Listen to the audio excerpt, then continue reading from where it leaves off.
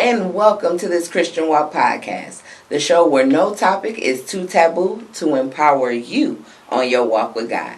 I'm your host, Marley B, and it's my privilege to welcome you back to the conversation. And today's conversation is going to be a good one. Usually, TCW fam, the perception is these days that young people don't have any interest in the church or building a relationship with God. But my guest today is a great example of that narrative being totally false. Allow me to introduce you to Alana, a young woman who is eager to pursue God and His purpose for her life. We had a great conversation, so let's get into it right now. Listen, homie, can you walk with me? Talk with me.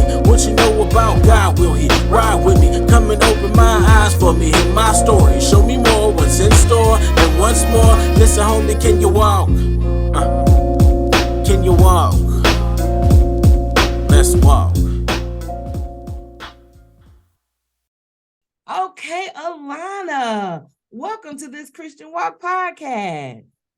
Hi, how are you? I am great. How are you? I'm doing amazing. Thank you. So you look like you're doing amazing. You got that beautiful smile and you are locked up, and I am all the way here for it. I'm glad to see you. I'm glad to hear you. And I'm definitely looking forward to having this conversation. But before we get into our conversation, I want to give you a chance to introduce yourself to the TCW fam. Okay, thank you so much for inviting me on the show. I'm excited to be here as well. So my name is Alana. I'm 24 years old. I'm a young mom. I have a 2-year-old, and I'm also a young entrepreneur. So I'm just finding my way right now. And it's a journey, but it's an amazing journey to be on. Absolutely. And I love that you acknowledge that you're on a journey, because a lot of times we don't take the time to understand that life is a journey. And even though no matter at what stage you're at, whether you're at the beginning of the journey, the middle of the journey, or the end, or towards the end of the journey, you're still on a journey, and we should always acknowledge that. So definitely thank you for doing that. Now, as you've been on your journey of finding out who you are and finding out, whose you are, right? Because I think that's a part of the journey too, right? Finding out who we are as well as whose we are. Can you think back to what started you on the journey that you're on right now? Woo. What started me on my journey, I would say really just losing some things, because I could say me having my son, but it took me a couple extra steps after having him to get on the journey that I am on right now. So I would say just trials and tribulations. Mm-hmm. Yeah. So just the challenges of life got you to where you are. But that's Absolutely. Yeah. And the challenges is how God leads us to and guides us to where He wants us to be. And what I appreciate about you as a young person is that you are in active pursuit of your faith. And sometimes the younger generation, millennials, or just young people, because now it's not just millennials anymore. It's Generation Z and Y and all of those things. And sometimes I get them a little mixed up. But just young people in general, I feel, have a bad rap of not being interested in seeking relationship with God. And I love you so much because you are very, very upfront with the journey that you're on getting deeper in your relationship with God. So let's go back to like when you were even younger than you are now, right? Did your walk of faith start early, or is it something that you've been walking in more recently here? I want to say it's been more recently, just because I did attend church. Like, don't get me wrong, my mom would make me go to church, where sometimes I got to a point, I think around high school, when I was like, I don't want to go, because I don't know what he's talking about. I don't understand. So I would say more recently, because I'm able to gain a relationship with myself and God, and not just going because somebody else is making me go, or not understanding for myself. I'm able to understand in a different way. And also, because I have a child, I need to know him so I can introduce him to myself, allow him to feel comfortable enough to be able to build a relationship with him as well. Oh, yes. Yes, that is so important. I love that you're thinking about a legacy of faith. And sometimes people get so caught up on leaving money or other material things, or even like tradition. Like, they want to leave grandma's old cornbread recipe, and they want to make sure that people know, the lineage of their family, but they don't always find it important to leave a legacy of faith. And the fact that you deem that important at the ripe age of 24 years old, I think is very commendable. And I think it's a very beautiful thing. And I know that when you go into something like that, as intentional as you are sure to be successful in that. So I look forward to what your relationship with God is going to continue to do for you, as well as what it's going to do for your baby. Because I know he's a firecracker. So once he get purpose of God behind him, is no telling what he's going to do. And what he's going to do is so connected to the work you're doing in faith right now. And when you think about that idea, how does that make you feel? It's like, it's pressure, but it's good pressure, because I know that no matter how many times I mess up, I'm able to be aware now that I'm messing up, and I can just get back up again. Because before, I feel like I wasn't aware. So now I'm aware, I know it's not just up to me, it's up to God as well, but it's time to be more intentional every day. Yes.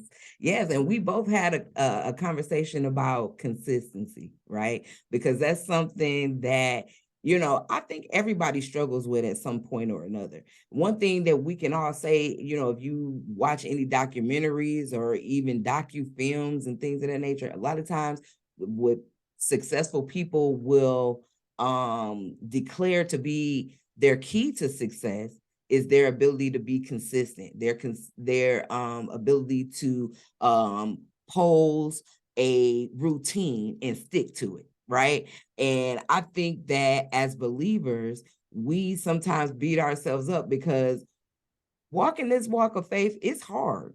It is hard. And, the more you try to do right, the more you're going to be under attack.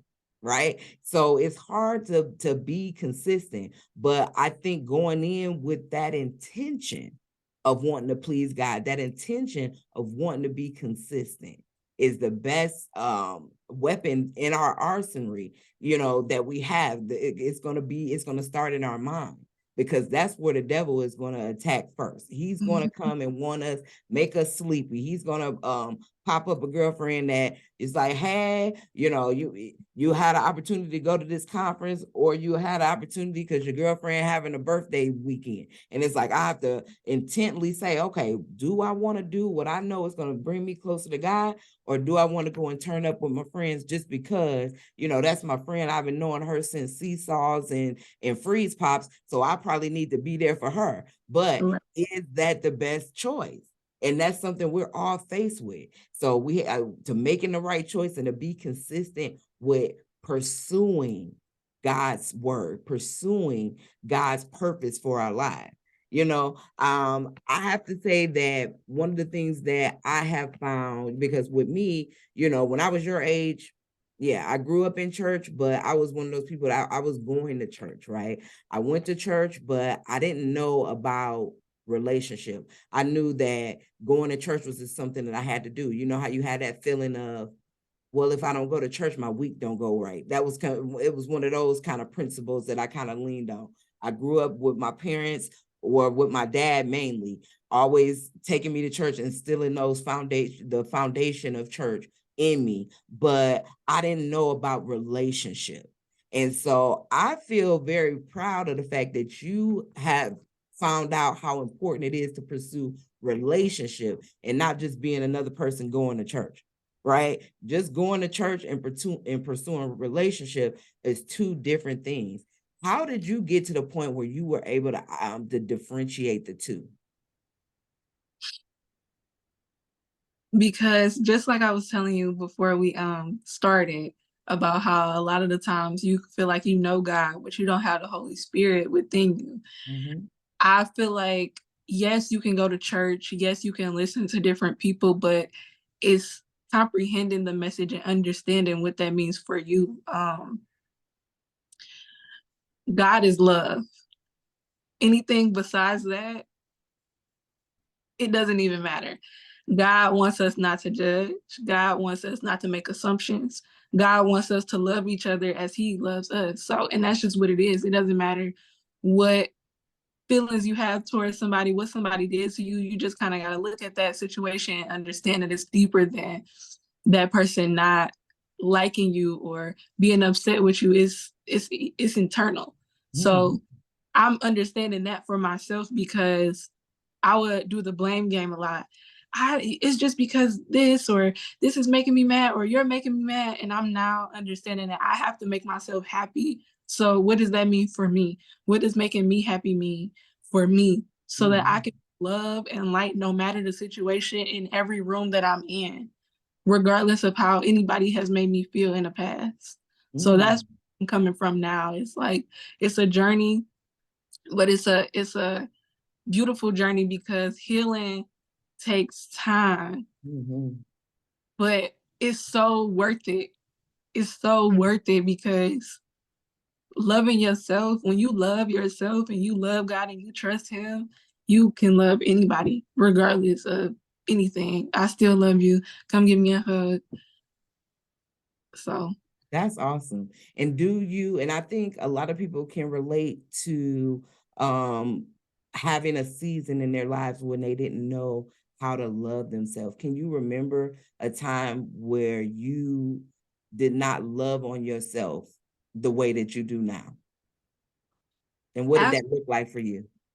I'm very transparent. I feel like a lot of the times when I speak about what I'm about to say, people look at me like, why are you telling people that? Or you shouldn't be, because I'm very transparent and I'm understanding of my journey and my emotions, and I'm a human being, and sometimes people go through things and other people may need to hear it because they may be going through it.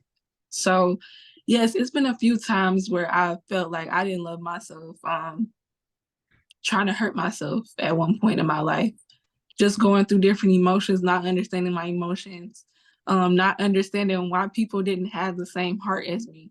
It would hurt because of how much I care about people in the world. I just felt like everybody's supposed to have the same passion as me. It's not true. So I had to learn that on my own. Everybody's not going to love like you. Everybody's not going to have the same passion as you. Everybody's not going to have the same values as you and the same morals as you. So you have to understand that and move accordingly. So once I got to that point in my life, I feel like I'm understanding, like, okay, whew. Right. I know how to love on me better. And you bring up a great point, because a lot of times we expect people to have the same vantage point as us, the same viewpoint as us. And when we find out they don't think or move exactly like we expect them to move or how we would move ourselves, we automatically get this disappointing feeling that can it can cause us to be stagnant in our own walk with God. And it's like, you hear about, the old adage where people say, how unforgiveness is kind of like drinking poison and expecting somebody else to get sick or to die. You're only hurting yourself by not being able to forgive. Now, when you think about forgiveness, we always think that it's for other people too. But sometimes we have to forgive ourselves. How was the road to learning how to forgive yourself? Because I know you're talking about a time where you were physically trying to hurt yourself. And I know you had to get to a point where you had to forgive yourself for that. What was that process like for you?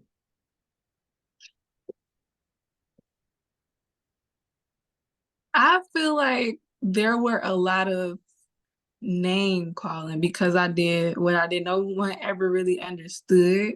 And that's okay. It's not for them to understand. So I had to come to terms where, you know what, I'm not crazy.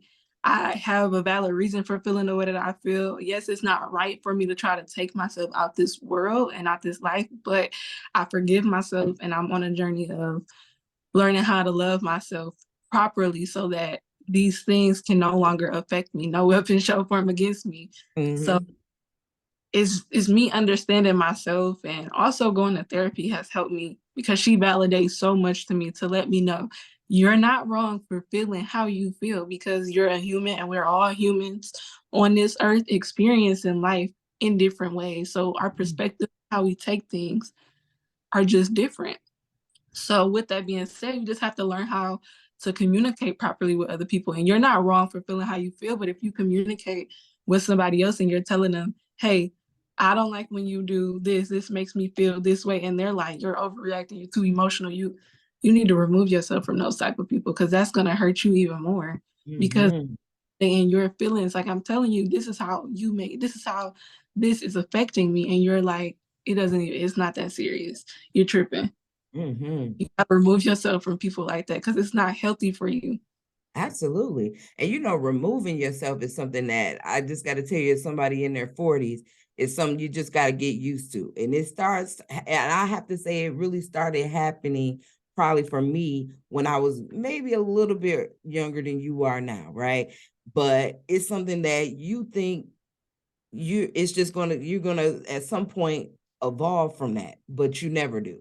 Your circle is gonna constantly recalibrate.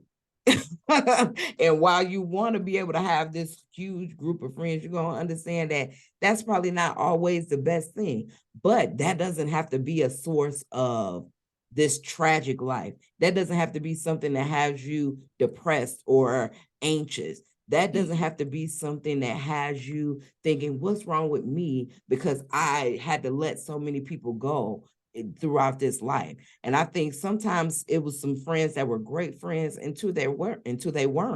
And then when they weren't, God just let me know that those seasons were over and it was okay to transition out of them.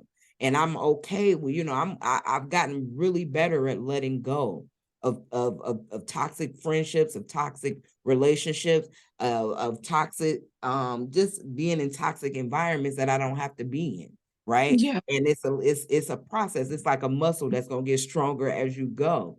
But it seems that you at the age that you are now have, you're getting to the point where you're building your chops in that. And I just want to know, how does it feel now to walk away? Because some people feel like just because they've been with friends forever long that they shouldn't walk away. Good friends are supposed to stay good friends. And it seems that you've already learned that lesson, right? So what was that like for you? And how did you know, okay, I can be okay with walking away from this person without it being a tragic thing? It's definitely hard to walk away and remove yourself from people that you like wholeheartedly love. Mm-hmm. But I feel like if you love that person, you should be able to walk away because it's not that I don't like you or I can't be around you. It's just that you don't respect me enough for me to be around. So I need to remove myself in order for us to maintain our relationship, even if it's from a distance. So Mm-hmm. I'll take away removing yourself and say distancing yourself from people because sometimes people have to see you in a different light for them to understand where you're coming from. Mm-hmm. What was the second question you asked? How did you know that I guess how did you know that you were okay with it, with removing yourself from those circles? Is it because just the fact of you learn how to love people from a distance, which is also a skill that we got to learn to be able to love people from a distance and be okay with it, you know? Really learning how to love myself, pouring into me has been fulfilling because I know that I came into this world alone and I'm going to leave alone. So I feel comfortable being with myself. Um, and I know everything is going to be okay and everything happens for a reason. So whatever God has for me, it's up to him. It's not up to me. A lot of the times the relationships that we're in, not even romantically, but friendships can be a distraction because Yes. we aren't allowed to get to the next step that God wants us to because we're around these people. And sometimes God isolates us so that we can reach the next step in our path and walk in our purpose. So it's not worth going out for drinks and going to party and getting wasted this night because that's not even where God wants me to go. And if that's going to be where you all want to keep going, I'm gonna have to go this way, because it's not, even though I'm in my 20s and people say, you have fun in your 20s, definitely have fun, but don't waste your time and don't wait until you get into your 30s to be trying to figure it out. Like, you're not going to always have it figured out, but I would rather kind of have an idea in my 20s. So when I'm 30s and my 40s, I'm kind of already established. And that's just the way that I think, because I do have a son. So I want to retire at 40 if I can, or 35 if I can. That's just where my mind is, so that I can spend my days with my child. Yeah, I get that, definitely. And so isolation, you said that can be like a curse word to a lot of people. Right? People are like, oh, isolation. How can a God that loves us want to isolate us?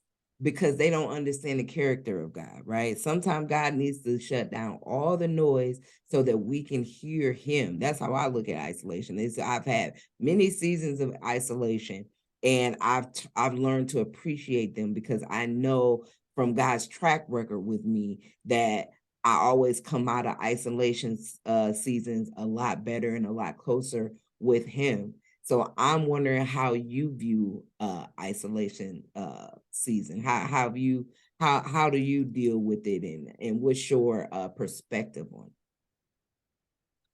At first, it was like, what? You want me to do what? How am I supposed to do?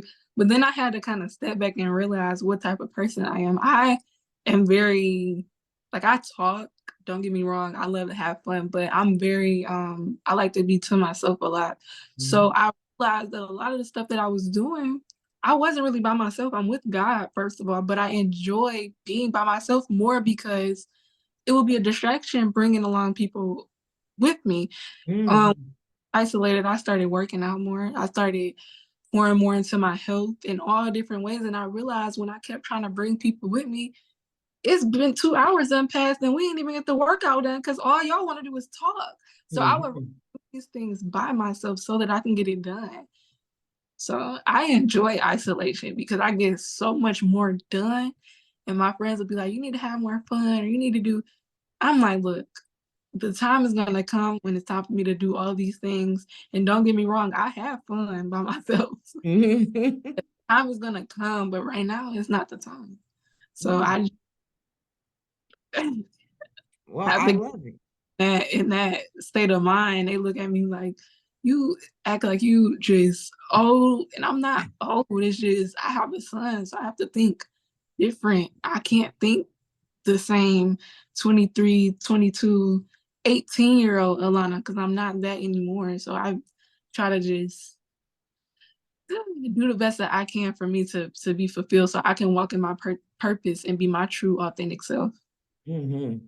I love it. And then what I like about you too, following you on TikTok is fun, because you are always, it's so clear that you're on this journey of faith, of getting to know yourself, getting to know God, getting deeper in relationship with yourself, getting deeper relationship with God.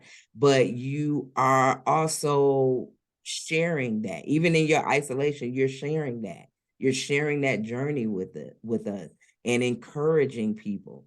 So what started that? What started you sharing your journey of faith on TikTok? Honestly, God, he made me do it. A lot of the times when I say stuff, it's not me really saying it. It's him taking my hand and writing it on a piece of paper. So the words are coming out from my spirit and my soul. So it's meant for me to say it because I'm young, and there's a lot of other young people that aren't walking with God. So if they see someone like me, they're going to more so listen. And I've noticed that, but like a lot of my friendships, or even from like teaching dance, that a lot of people look at me as if you just got it all together, even though I don't. Don't at all. I'm a human being, just like all of us, but my mind is in the right place. So if I can use my platform to be able to guide and lead others in a direction that I'm kind of going in with God, that's like, okay, if I can't do anything else, at least I can use my voice and speak and talk so they can hear me and understand where I'm coming from, because there's not a lot of people my age doing that. And I feel like the stigma of being toxic and having toxic relationships and toxic friendships and just doing stuff that's not of God or even what you even really feel like doing, you're just doing it just to fit in, is what everybody is kind of pushing and promoting on social media. And it's just like, we need to see more people being themselves, Mhm. speaking up for themselves, standing on their values and their morals. And you don't have to do the most to be seen. Like if you being seen shouldn't be the I don't want to say idea. It shouldn't be the The goal. goal. It shouldn't be the goal. I want to be heard. I don't want to be seen. I Yeah, need to hear me and feel me. So absolutely. And then what's the biggest surprise that you have got, since you've been sharing your story online? Because, I can just say, even from doing this show, the people who have reached out to me to just thank me for what I'm doing, and letting them know, hey, a conversation blessed them, or a word, fell in their heart and, planted a seed for God to water, all kinds of things that come up that make me be like, wow, okay, I know I'm doing what God wants me to do, right? Because God will give us those reminders, right? So did you have what's been like the biggest one or two surprises that has kept you going and kept you sharing your story? really figuring out myself. I'm realizing that I'm good at talking, or like Mm. love writing. I used to love writing poetry when I was younger, so I'm bringing out those things about myself that I already had in me, but I'm adding Mhm. everything else that I'm doing. So it's a journey, but it's like, oh, like okay, because a lot of times we sit and especially young people, we sit and we try to figure out, how am I going to pay this bill, or this is next, or I need to get this, or I need to be financially stable because such and such is financially stable. She's only 22 and she has this, and we focus so much on that instead of focusing on what our journey and our purpose is. And Mm. really pour into yourself and focus on healing, you're going to walk in your purpose so easy. God is literally going to guide you so easy, and you're just gonna be doing stuff, and it could be as simple as you talking. Mhm. Right. Make you six figures if it did, you talking or you cooking or doing hair or whatever the case may be. The smallest thing that you take interest in is what could get you financially stable. Mhm. Purpose. Absolutely. And walking in purpose is something that is definitely, I tell people, the way to travel, because it's nothing that's going to fuel you or power your life, than when you align yourself with the God that created you. Because God is intentional and He created us for a reason.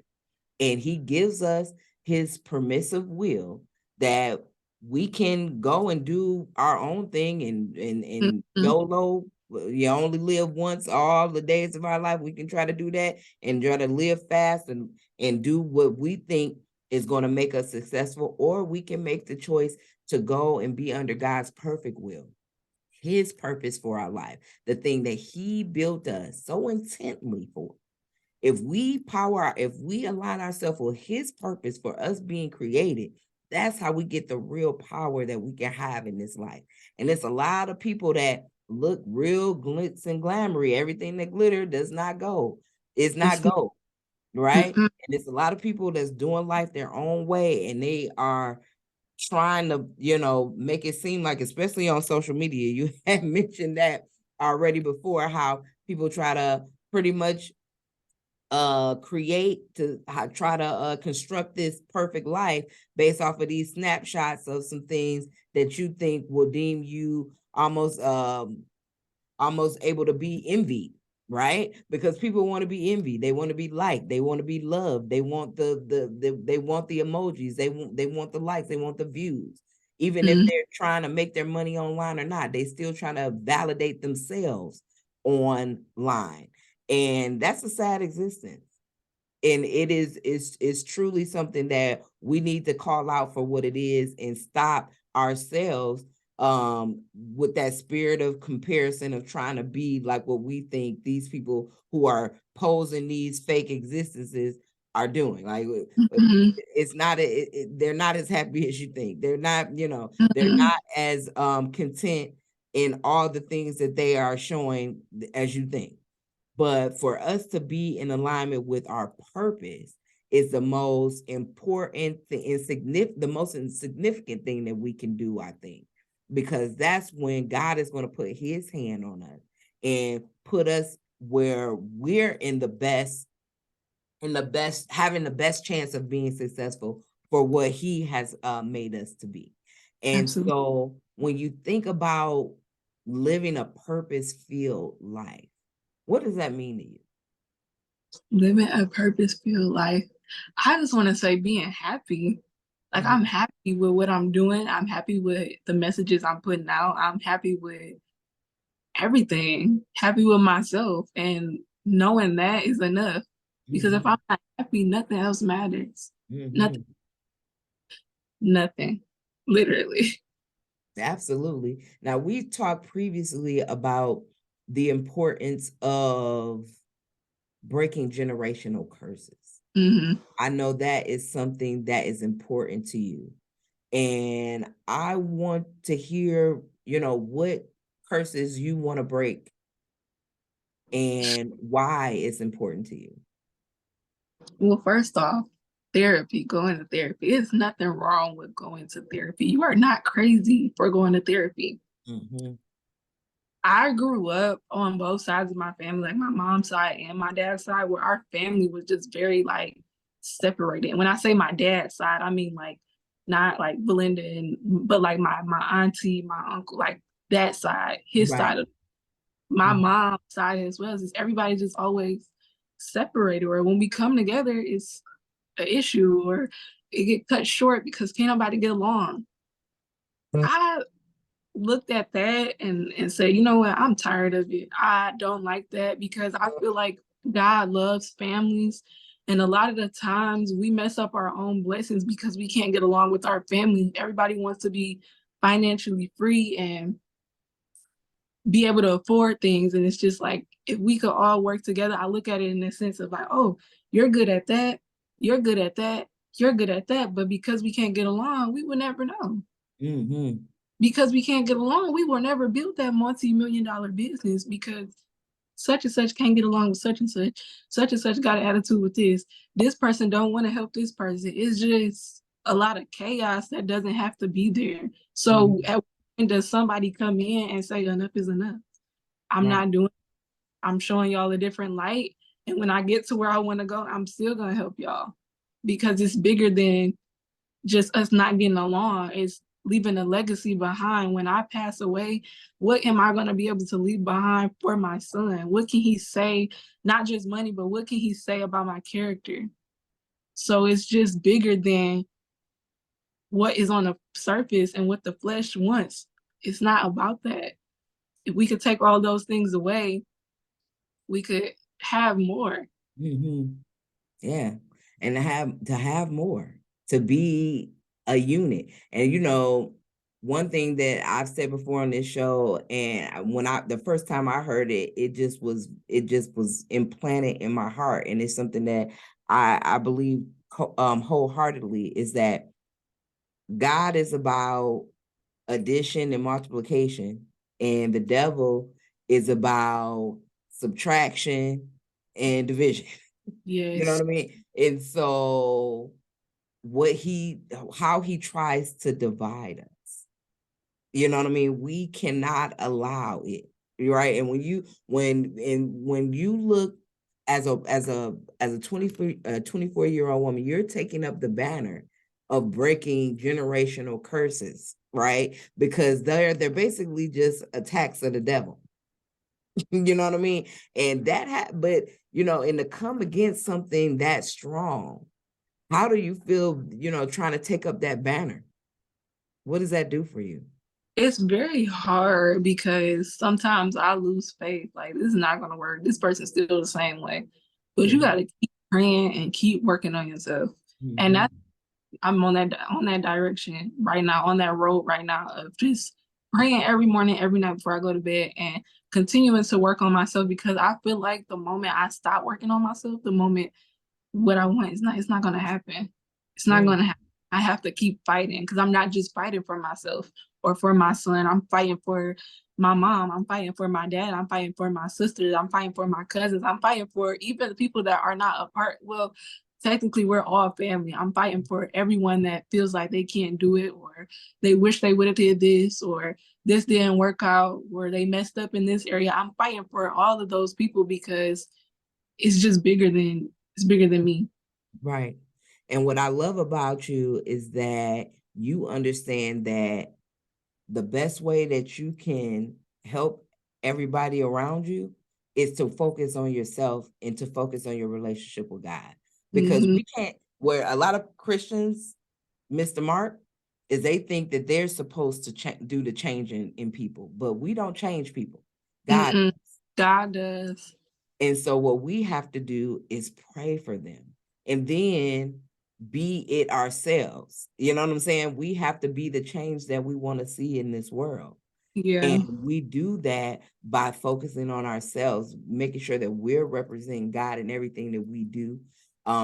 Just to kind of piggyback what you were saying before about how people, may not respond or do the things the same way you would, and sometimes they can be frustrating.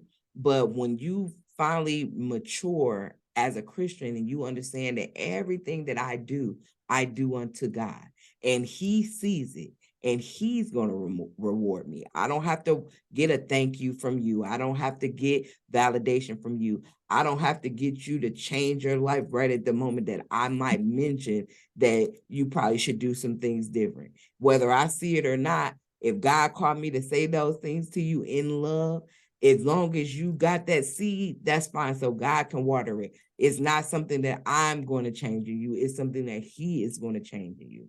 And I love the fact that you get that God is the one that's going to do it. So what you are best to do is put your energy in you and yourself, and you getting closer to God, and you developing in your walk with God, because people are watching. You're to the point now, you don't know how many people are watching you, because most of the people that are watching you will never tell you. They'll never like a video. They'll never comment. They'll never subscribe, but they're still going to be watching. Yeah. And if they're watching, you have a responsibility as a child of God to represent Him in all you do. And so I appreciate that you get that. You know what I mean? And how is that something that you got? Like, is that just revelation from God, or how did you get that? I want to piggyback off of what you were saying when you were just saying it's not your job to kind of change people.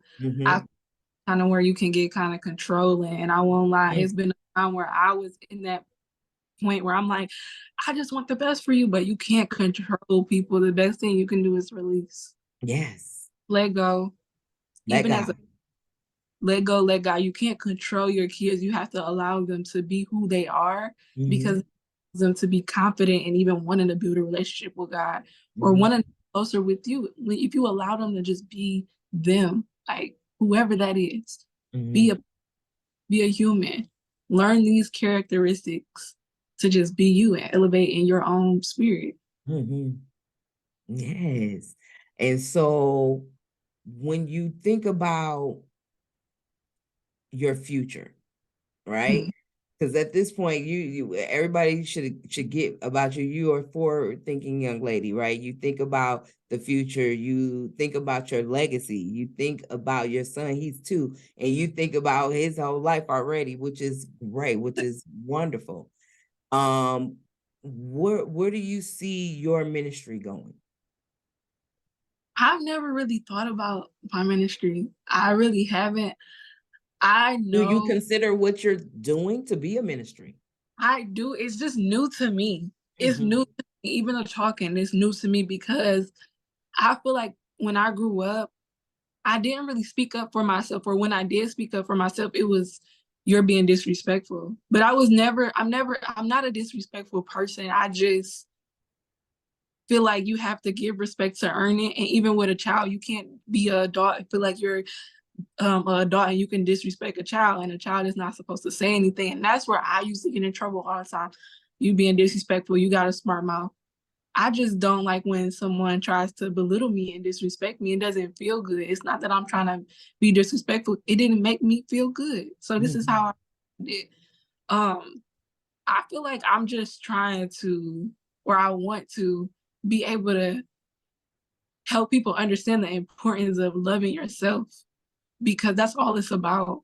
Loving yourself and walking with God. Is so much going on in the world right now that's more important than having a argument with this person, or not being able to pay your bills, even though paying your bills is important, but it's other things that's more important right now. It's people out here that can't eat.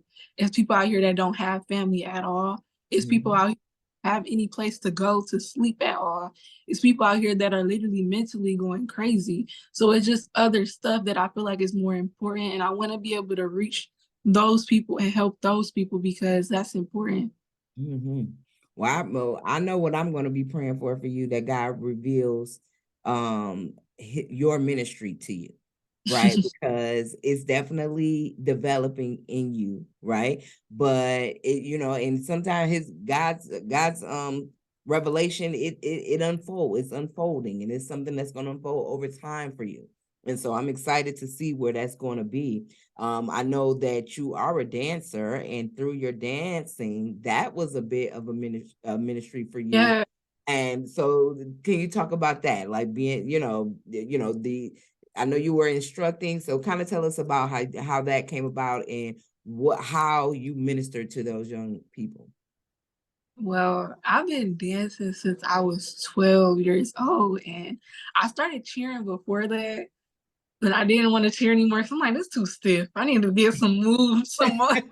So I started dancing, and I love dance so much. I just love the way it makes me feel. I love that it empowers me. I love that it keeps me focused. Like, that was one thing that kept me focused. I would be so focused on dance and focused on just school and the stuff that I wanted to do. It just kept me on the right path in my life. And I'm just so happy and grateful for that, because I feel like if I wasn't dancing, I really don't know where I would be right now. That's a part of my story.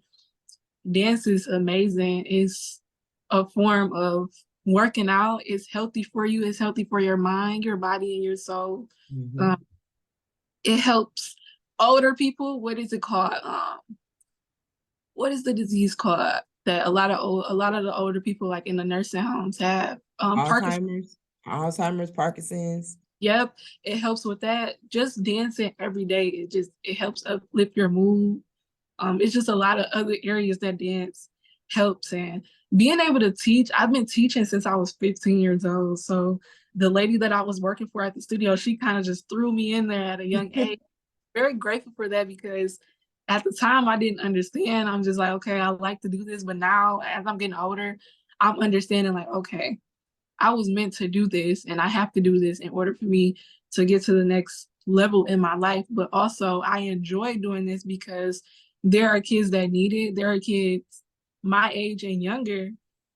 Not I'm a kid, but there are children younger than me that don't have the proper guidance, and they're still trying to figure out themselves. So I kind of put myself in that position of like, okay, I have to do this. There's been times where I kind of wanted to stop because of my mental, but I'm like, okay, I got to keep going for them. But it's nothing wrong with taking a break either.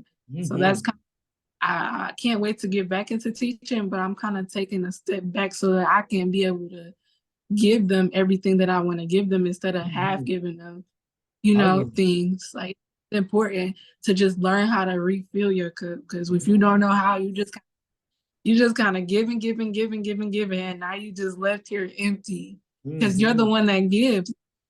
Pouring into you, you got to learn how to continue.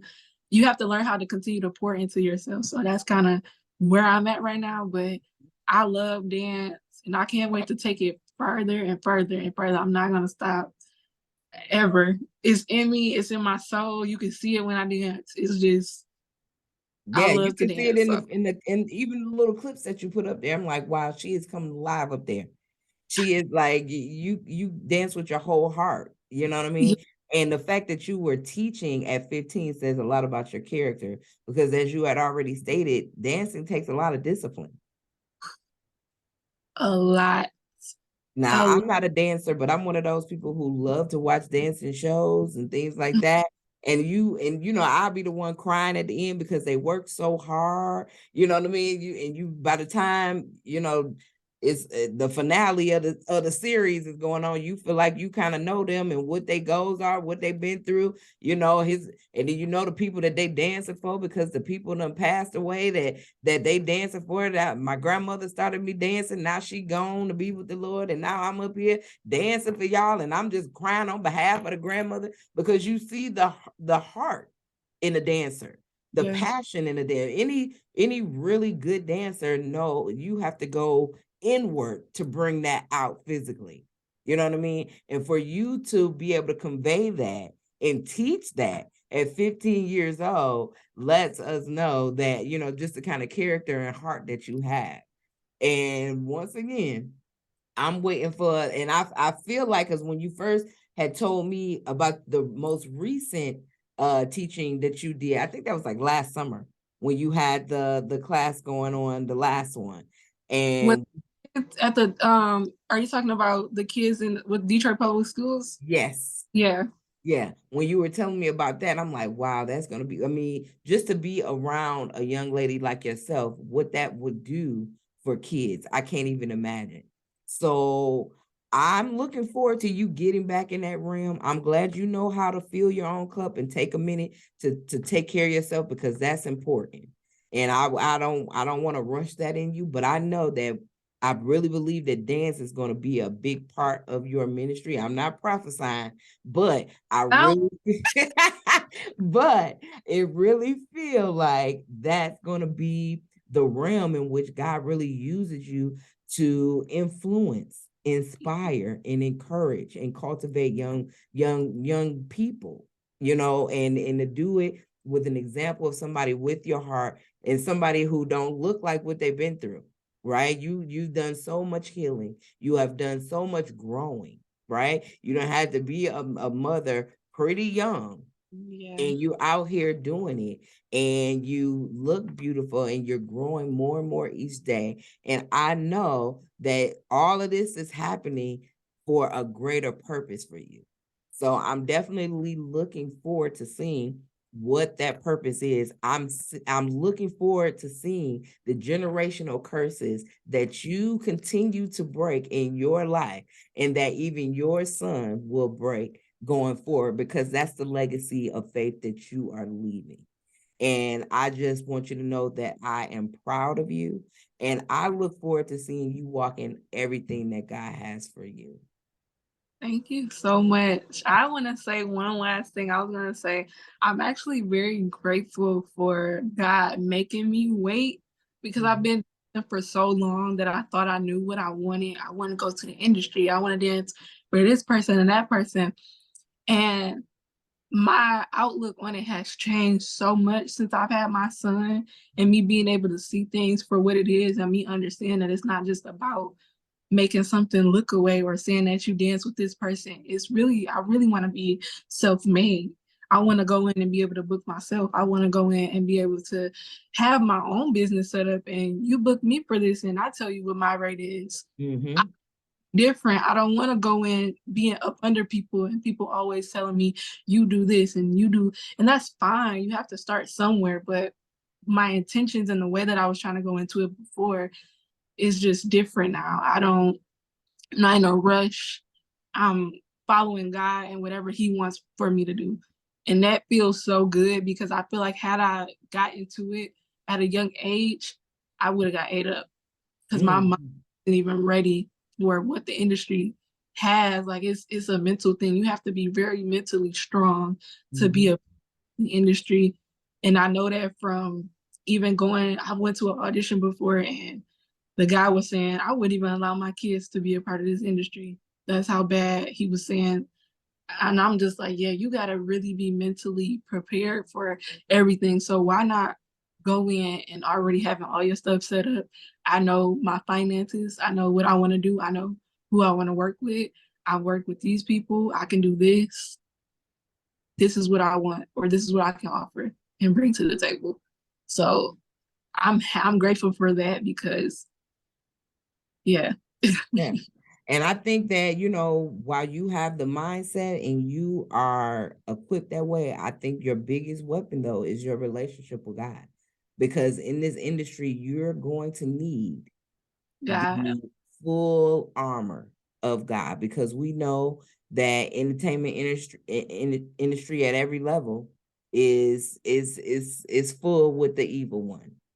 yeah, But I feel very strongly that God is sending his people to infiltrate all the territories that the devil think he owns.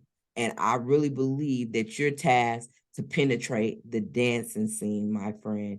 So I look forward to seeing you representing God in that industry and doing it well. I really think that you're going to do great things through dance.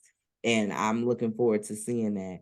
We talked briefly already about, a lot of people your age feeling like they can live life without God. Would you just recommend, what advice would you give to the young person out there who feel like, they can do life without God?